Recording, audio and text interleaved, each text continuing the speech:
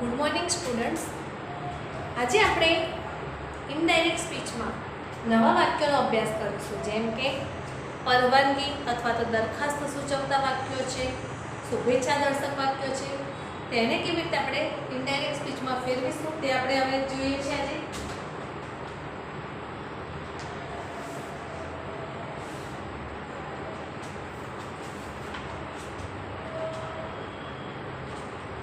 પહેલા છે પરવાનગી સૂચવતા વાક્યો. પરવાનગી સૂચવતા વાક્યો. પરવાનગી સૂચવતા વાક્યો અને દરખાસ્ત સૂચવતા વાક્યોમાં કોઈ ફરક ખાસ નથી, પરંતુ પરવાનગીમાં છે ને આપણને લેટ મી એવા શબ્દો વપરાશે. તો આમાં કયા કયા શબ્દો વપરાય છે? Let me, let you, let me, let her, let it, let them. આટલા શબ્દો વપરાશે. જ્યારે let you, let us છે ને એ આપણને દરખાસ્ત સૂચવતા વાક્યમાં આવશે. હવે આના નિયમો સમજી લો. પહેલા તો સેડ ટુ ના બદલે તમે ટોલ્ડ પણ મૂકી શકો છો, અને કેટલીક વાર તમે ટોલ્ડના બદલે રિક્વેસ્ટેડ પણ વાપરી શકો છો. ટોલ્ડને બદલે રિક્વેસ્ટેડ અથવા તો ટોલ્ડ. વાક્યમાં જેવો ભાવ હોય ને એવા શબ્દો તમે વાપરી શકો છો. બીજું કે આ વાક્યને છે ને આજ્ઞાત વાક્યની જેમ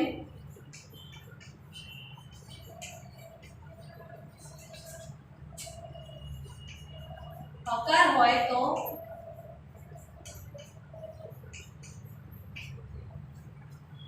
ટુ વડે જોડવાનું, અને નકાર હોય તો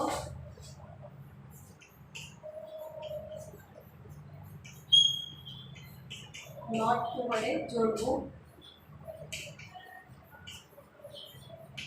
અવતરણ ચિહ્નની કાઢી નાખવાના. ધેટ વપરાતું નથી વાક્યમાં, ખાસ ધ્યાન રાખવું. બાકીના ફેરફાર આપણે જે કરેલા છે, હિયરનું ધેર, ધીસનું ધેર, એ તો બધા ફેરફાર આપણે કરવાના જ છે. પછી સર્વનામના ફેરફાર પણ આપણે જે અત્યાર સુધી કરી ગયા છે કે પહેલા પુરુષનો ફેરફાર હોય તો બોલનાર પ્રમાણે થાય, બીજા પુરુષનો ફેરફાર સાંભળનાર પ્રમાણે થાય, અને ત્રીજા પુરુષમાં કોઈ જ ફેરફાર થતો નથી.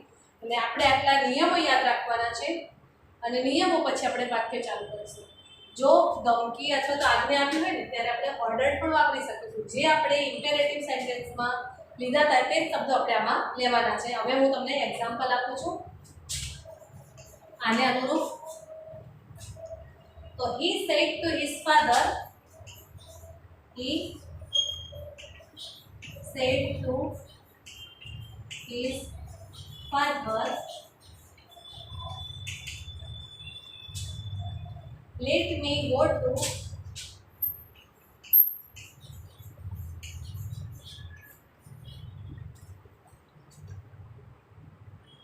the movie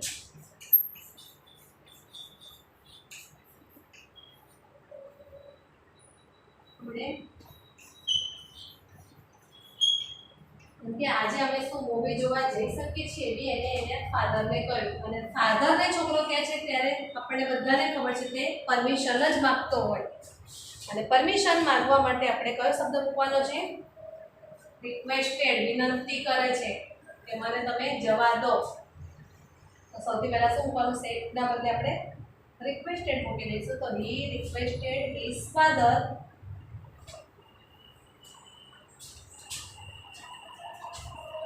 હી, અને પાછળ છોકરો વિનંતી કરે છે એના ફાધરને, એટલે સેડ ટુના બદલે મૂકવાનું રિક્વેસ્ટેડ. હી રિક્વેસ્ટેડ હિઝ ફાધર. હવે એ ધ્યાન રાખજો, આપણે આ જે વાક્ય છે ને પાછળ અવતરણ ચિહ્નની અંદર, એ વાક્ય કેવું છે? હકાર છે કે નકાર, એ જાણવાનું. અને જો વાક્ય હકાર હોય તો તેનાથી જોડીશું આપણે અહીંયા નિયમ મળ્યા છીએ. હકાર વાક્ય હોય તો ટુ વડે જોડવાનું. તો આપણે શું લખવાનું? ખાલી ટુ લખવાનું. પછી આ શબ્દ એમને મૂકી દો. હવે મી છે પહેલા પુરુષનું સર્વનામ છે, જેનો ફેરફાર કોને અનુરૂપ થશે? બોલનાર પ્રમાણે. આપણા વાક્યમાં બોલનાર કોણ છે? હી. પરંતુ આ બધા શબ્દોમાં જોયું છે તમે જ્યારે લેટ મૂકો ને તેના પછી હંમેશા એનું કર્મણી રૂપ જ મુકાય છે. તો એનું કર્મણી રૂપ શું આવશે? Let him. Let him go to the movie. અને ટુડે નું શું કરી દેવાનું? Let day. Full stop. ફરીથી વાક્ય જોઈ લો. સેડ ટુ ના બદલે આપણે શું મૂકવાનું છે? વિનંતી કરે છે માટે રિક્વેસ્ટેડ મૂકીશું. અને રિક્વેસ્ટેડ મૂક્યા પછી આપણે ટુ ને મૂકવાનું નથી. ત્યાર પછી જો વાક્ય હકાર હોય તો તેના આગળ આપણે શું મૂકવાનું? અવતરણ ચિહ્ન કાઢવાના અને તેના બદલે ટુ મૂકી દઈશું. ત્યાર પછી જે આ લેટ શબ્દ છે એમને મૂકવાનું, પણ એનો ખાલી પહેલો અક્ષર છે સ્મોલ કરી દેવાનો, કારણ કે વાક્ય જોડાઈ ગયું છે.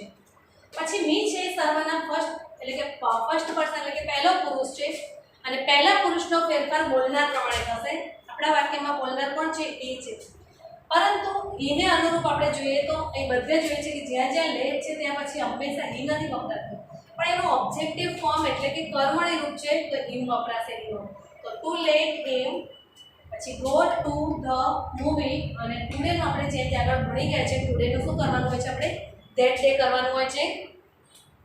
ત્યાર પછી બીજું એક્ઝામ્પલ લઈએ છીએ. The officer said to his pune. The officer said to his pune, let that young man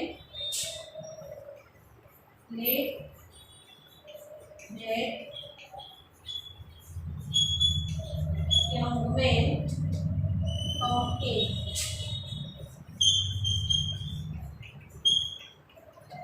જે પેલા માણસને અંદર આવે તો પ્યુન હોય ને એને હંમેશા ઓફિસર શું કરે? ઓર્ડર જ કરે, આજ્ઞા કરે. કોઈ દિવસ વિનંતી ના કરે કે ભાઈ પેલા માણસને અંદર આવે, એ ઓર્ડર જ કરે. એની ડ્યુટી છે. તો the officer ordered his peon. હવે એ જોજો. The officer said to ના બદલે શું આવશે? ordered. The officer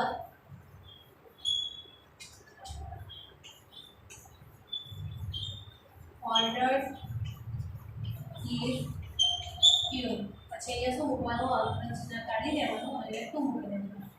two let. પછી ધેટ યંગ મેન એમને લખો ધેટ યંગ મેન. હવે તમને એ થશે કમનો કદાચ ગો થાય. આપણે ફેરફાર કરતા હતા, પરંતુ તમને એ પણ ખબર છે કે જ્યારે આવવાના અર્થમાં કમ વપરાય ત્યારે આપણે ગો કદી નથી કરતા. હવે ઓફિસર છે પેલાને કહે છે એ માણસને અંદર આવવા દો, તો આપણે કઈ રીતે કહીએ? તમે જવા દો. એટલે કમનું કમ આવશે, કમ ઇન. Come in. એકવાર ફરીથી આ જે કરે છે ને બંને વાક્ય આપણે જોઈ લઈએ છીએ.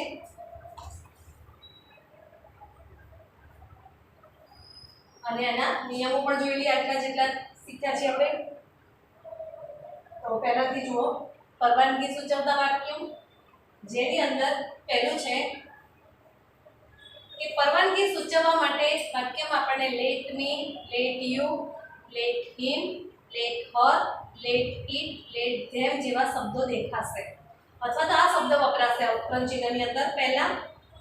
ત્યાર પછી જો સેટ ટુ વાક્યમાં હોય ને, હોય જ દરેક વાક્યમાં, તે સેટ ટુ ને આપણે કઈ રીતે ફેરફાર કરવો તે સમજવા માટે જો વાક્યમાં વિનંતીનો ભાવ રહેલો હોય તો આપણે સેટ ટુ ના બદલે રિક્વેસ્ટેડ મૂકીશું. કોઈ વાર ટોલ મુકાશે, પછી કોઈએ કંઈ આજ્ઞા કરેલી હોય તો આપણે ઓર્ડર પણ મૂકી શકીએ છીએ.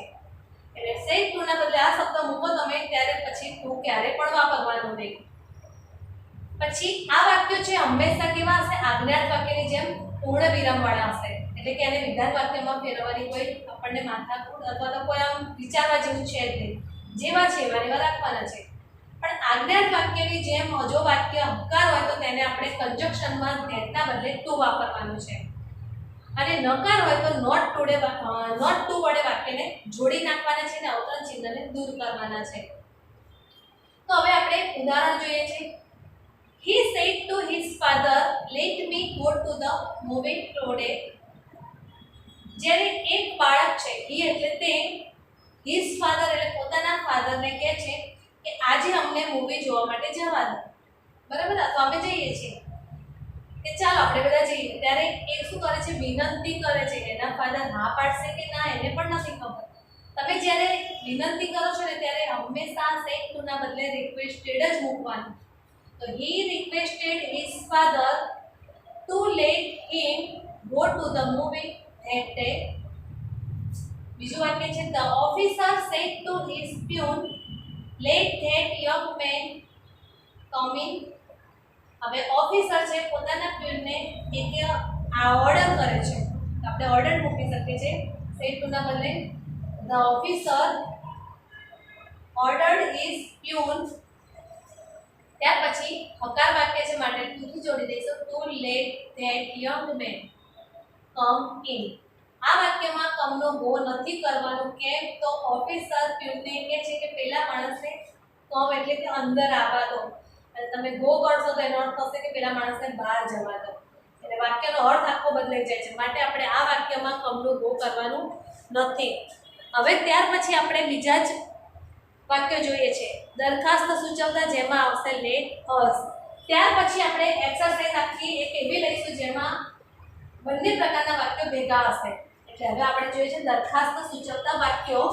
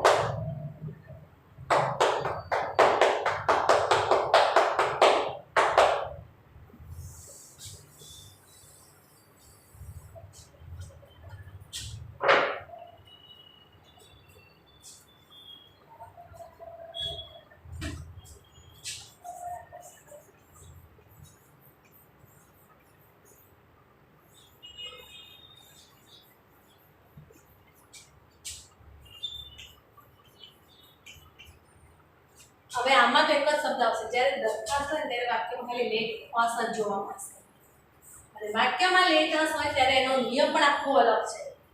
આ વાક્યમાં આપેલો લેટ અસ શબ્દ નીકળી જાય છે.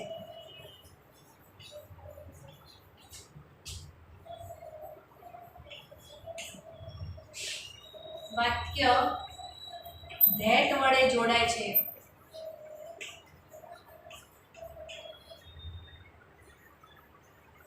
બીજું, જ્યારે તમે લેટ અસને કાઢો છો ત્યારે તેના બદલે ધે સુડ મૂકવામાં આવે છે. ધે સુડ લેટ અસના બદલે મૂકવું.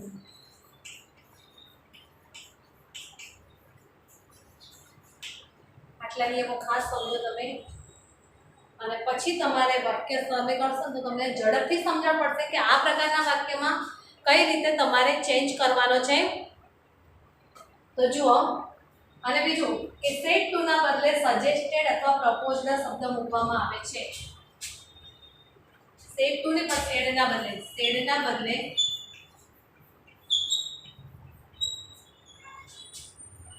સજેસ્ટેડ, એના સિવાય બીજો શબ્દ છે પ્રપોઝડ, જે તમને ગમે મૂકવો. હવે આ શબ્દ છે ને તમે માત્ર શેડના બદલે મૂકો છો, એટલે આ શબ્દ મૂક્યા પછી પાછળ ટુ ખાસ લખવાનું છે, એ પણ ધ્યાનમાં રાખજો તમે. એની ભૂલ ના થાય કે હું આ શબ્દ સેડ ટુ ના બદલે મૂકું છું અને તમે ટુ નહીં મૂકો તો તમારું વાક્ય ત્યાં ખોટું પડી જશે. એટલે તમારે ખાસ શું ધ્યાન રાખજો, લેટ વાળું વાક્ય હોય ને ત્યારે લેટ શબ્દ કાઢીને તરત જ ધે સુડ મૂકી દેવાનું. ધેટ તો કન્જક્શનમાં લેવાનું છે તમારે. અને હવે હું તમને વાક્ય એક સમજાવું. ધારો કે he said to me, એક્ઝામ્પલમાં he said to me let's dance together. Let's dance together. ચલો આપણે ડાન્સ કરીએ. તો આમાં એક શું થાય છે, સેડના બદલે આપણે આ વાક્યમાં શું કરવાનું, suggested be suggested to me. પછી જો આ વાક્ય એટલે આપણે હમણાં જ ભણ્યા કે આના બદલે શું કરવાનું, ધેટ મૂકી દેવાનું, ધેટ. અને વાક્યમાંથી લેટ શબ્દ કાઢશો એટલે ધે શુડ મૂકવાનું. પછી જો તરત ક્રિયાપદ શું આવશે, ડાન્સ. તો એનો ફેરફાર નહીં થાય, આપણે આગળ ભણી ગયા છે. સહાયકારક ક્રિયાપદ પછી હંમેશા એટલે કે મોડલ ઓક્સિલરીઝ છે શુડ, વુડ, કુડ, એના પછી હંમેશા ક્રિયાપદ એના એ જ રૂપમાં મુકાશે. એટલે ભૂતકાળ ના કરતા કોઈ ડાન્સ. Dance together. સમજી લો એકવાર ફરીથી બધું.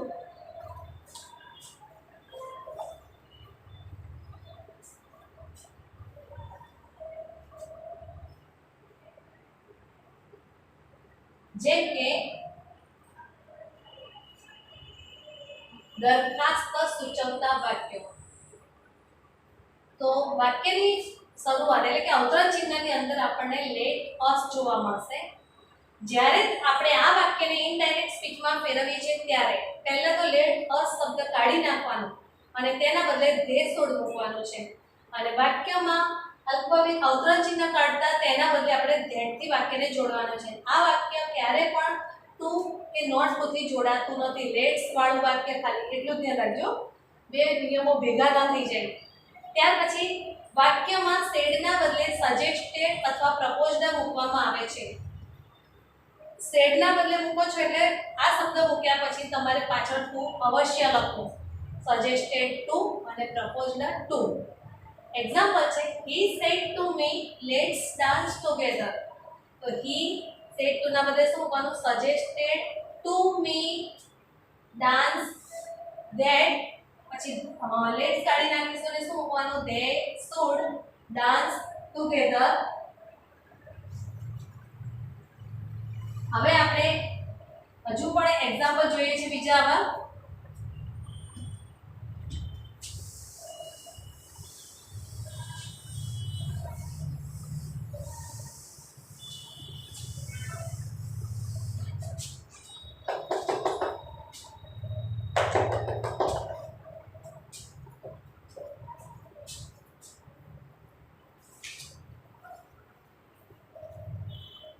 He said,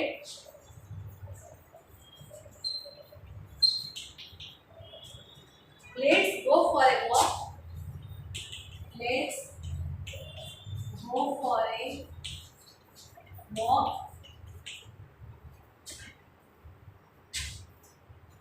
જ્યારે કોઈને બી કહે છે એટલે સજેસ્ટેડ તો મૂકવું જ પડશે આપણે. એ સજેસ્ટેડ અહીંયા જો ટુ નથી આપ્યું તો આપણે ટુ નથી લખવાનું. તો હી સજેસ્ટેડ. હવે લેટ્સ વાળા વાક્યમાં આપણને ખબર છે ધેટ થી વાક્ય જોડીશું, ધેટ. અને લેટ્સ ના બદલે શું કરવું, ધે શુડ. They should. પછી આખું લખી લો, go for a walk.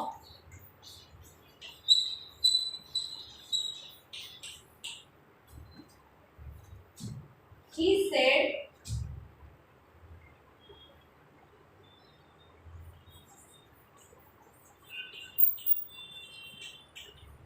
let's go out for a walk.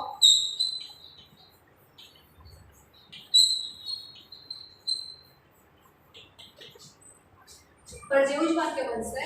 તો he suggested. પછી આ જે છે ને અવતરણ ચિહ્ન એના બદલે શું મૂકી દેવાનું, ધેટ. અને આ શબ્દ કાઢીને ધે શુડ મૂકવાનું, ધે શુડ. પાછળ એમને go out for a walk.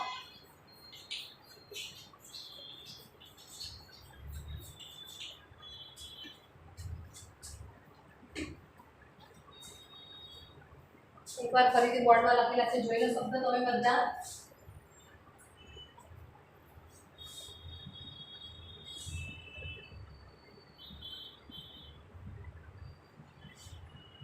He said, let's go for a walk. તો he suggested that they should go for a walk. આ વાક્યમાં આપણે જોયું કે said છે એટલું તો suggested મૂકવાનું, પાછળ to લખવાનું નથી. વાક્યમાં અવતરણ ચિહ્ન છે તેને દૂર કરીને તેના બદલે આપણે વાક્યને કંજક્શનમાં that વડે જોડવાનું છે અને વાક્યમાંથી લેટ્સ નીકળી જશે તો તેના બદલે આપણે શું મૂકીશું? they should. go for a walk વાક્યને પાછળ વધુ. પછી બીજું વાક્ય છે he said let's go out for a walk. તો he suggested that they should go out for a walk. એટલે બંનેના અલગ અલગ નિયમો ખાસ ધ્યાનમાં રાખજો. જો નિયમો ભેગા થયા તો વાક્યમાં ભૂલ થવાની પૂરેપૂરો સંભાવના રહેલી છે. હવે આપણે વાક્ય એવા લઈશું કે જેનાથી તમને અલગ અલગ નિયમો પણ ખ્યાલ આવે અને અલગ અલગ વાક્યો કઈ રીતે થયા એ પણ સમજો. અત્યારે હું તમને લેટ્સ વાળા છે તે એક પ્રકારનું વાક્ય લખું છું. The students said to the teacher, the students said to the teacher, let's go for a picnic. અને let us પણ ચાલે, એનો અર્થ પણ લેટ્સ જ છે. શોર્ટ ફોર્મમાં આવી રીતે લખાય.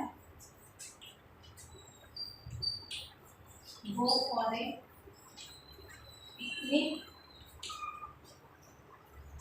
તો હવે આપણે જોઈએ છે આ વાક્યમાં વિદ્યાર્થીઓ છે ને શિક્ષકને વિનંતી કરે. કદાચ શિક્ષક માને પણ કરે ને ના પણ માને. તો આપણે લેટ્સ વાળા વાક્યમાં તો શું પણ છે? સજેસ્ટેડ અથવા પ્રપોઝડ. પ્રપોઝ એટલે પ્રસ્તાવ મૂકવો. તો ધ સ્ટુડન્ટ્સ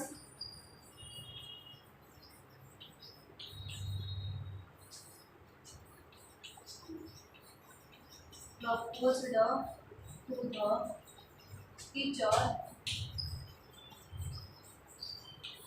that now बने सब लोग they should. अच्छा वाक्य में go for a picnic.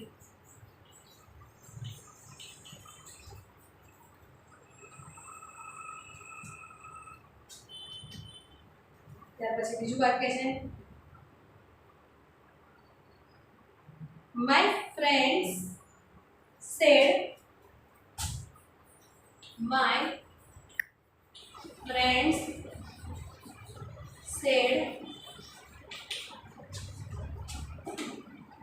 let's not have only tea.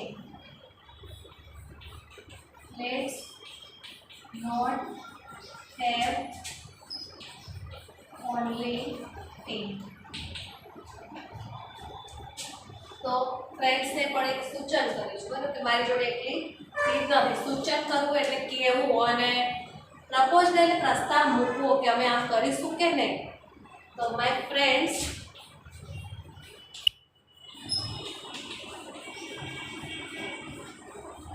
Suggested. જો અહીંયા ટુ આપી નથી એટલે ટુ નથી લખવાનું. સજેસ્ટેડ ધેટ પછી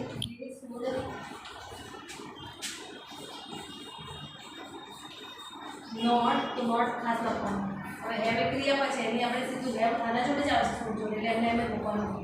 હેવ ઓનલી ટી.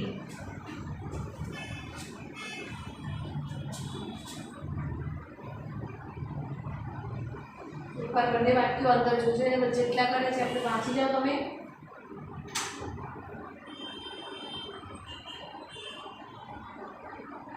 પછી હું તમને કેટલાક વાક્યો આપું છું.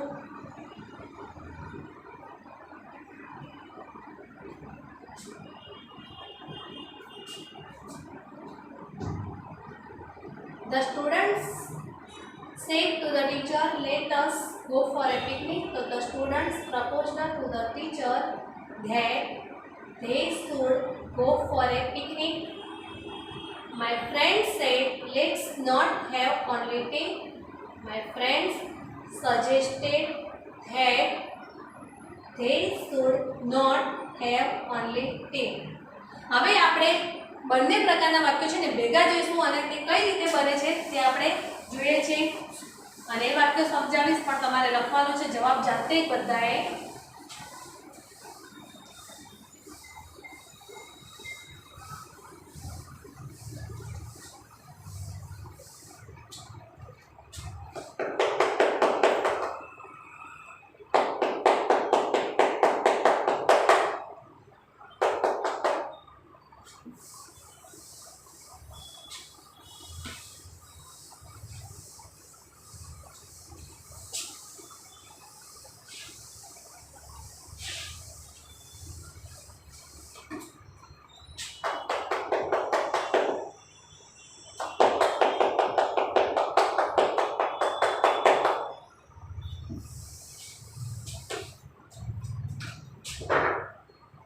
જો હવે વાક્ય નંબર હોમવર્કના છે, સમજી લેજો તમે. બંને પ્રકારના ભેગા વાક્ય છે એટલે આપણે આ સૂચન લખવાની જરૂર નથી તમારે. Number 1, Mona said to her mother. Mona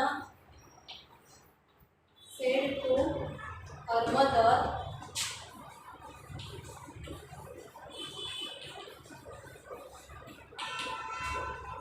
let me help you, mummy. Let me help you, mummy. પછી બીજું વાક્ય છે, થોડીક જગ્યા છોડું છું જેથી બનાવાય જાતે. My friend said to me, my friends said to me, let us to see, let's to see Bombay. અહીંયા બોમ્બે છે ને એ કોઈ બોમ્બે સિટીમાં જવાની વાત નથી, પણ બોમ્બે ફિલ્મની વાત છે કે આપણે બોમ્બે ફિલ્મ જોઈશું એ અર્થમાં કહે છે. Mister Shah said to the watchman. Mister Shah said to the watchman,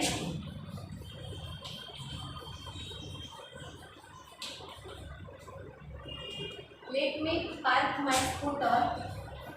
Let me park my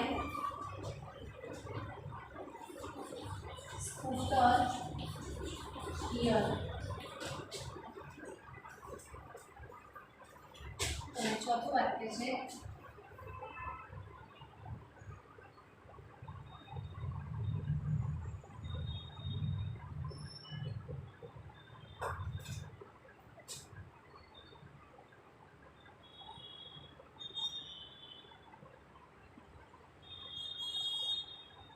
Amita said to Vibha. Amita said to Vibha,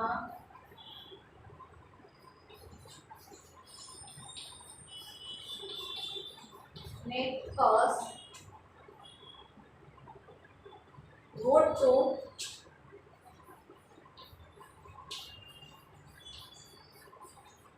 Mehta restaurant for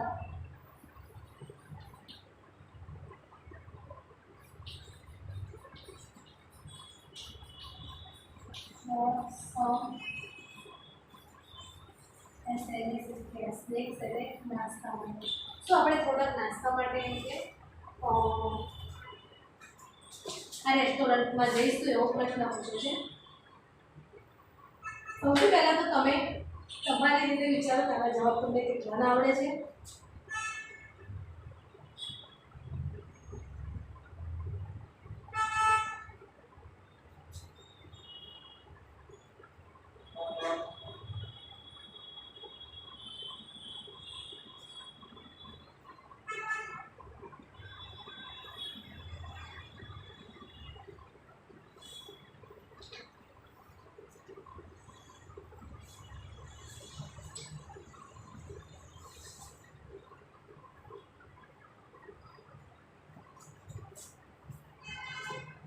જો હવે આપણે થોડુંક સમજતા જઈએ છીએ કઈ રીતે વાક્ય બને છે.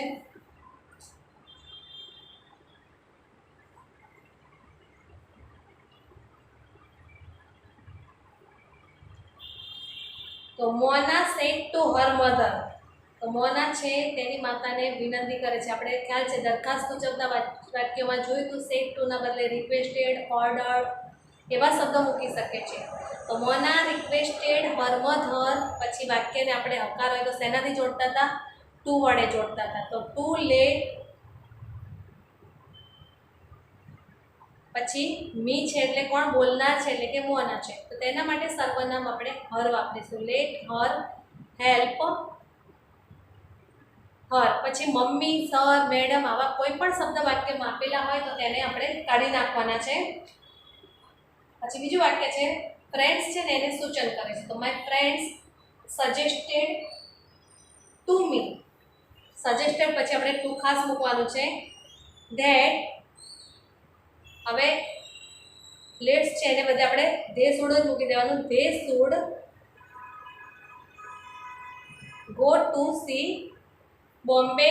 લેટ્સ પછી ગો શબ્દ આવશે, લખવાનું રહી ગયું છે. Let's go to see Bombay. ત્યાર પછી છે mister Shah said to the watchman, તો mister Shah requested the watchman. પછી ટુ થી જોડો હકાર વાક્ય હોય તો ટુ લેટ. મી છે એટલે કોણ? મિસ્ટર શાહ, તો him. Mister Shah to let him park his scooter, અને હિયરનું થશે there. Amita said to Vibha,